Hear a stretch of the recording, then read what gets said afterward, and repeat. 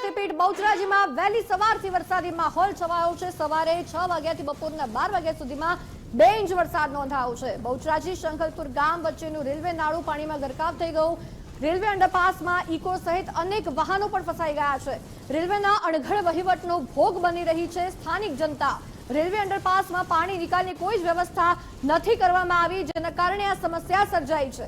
અંડરપાસમાં પાણીના કાયમી નિકાલની સ્થાનિકો માંગ કરતા આવ્યા છે, પરંતુ એમની માંગને લઈને આખાડાકાન કરવામાં આવ્યા, જેનું પરિણામ આપણે જોઈ રહ્યા છે કે તંત્રનું આળસ, તંત્રની બેદરકારી કે જેનો ભોગ સ્થાનિકો બની રહ્યા છે ને બેદરકારી આળસ આજે છતું થઈ ગયું છે। અધિકારીઓને તો શું છે, એમને તો એસી ચેમ્બરમાં બેસી રહેવાનું છે, એમને તો ક્યારે વરસાદી પાણીમાં આવવાનું એટલું થતું જ નહીં હોય એવું લાગે છે।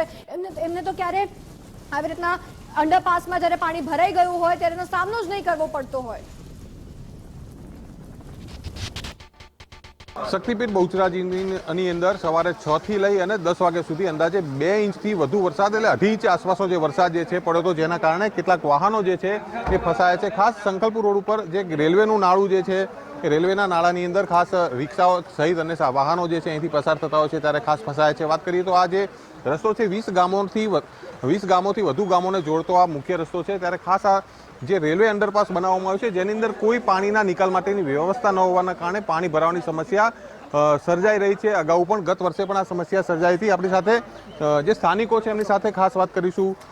શું કહેશો અશોકભાઈ, ખાસ આજે પાણીની સમસ્યા જે છે કેટલા સમયથી શું પરેશાની?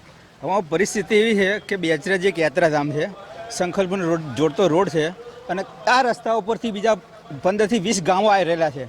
વત્તા અહીંયા સિવિલ હોસ્પિટલ છે, સ્કૂલો છે, રેસિડેન્સી એરિયા છે અને મેઇન પવિત્ર બેચરાજી યાત્રાધામનું શંખલપુરનું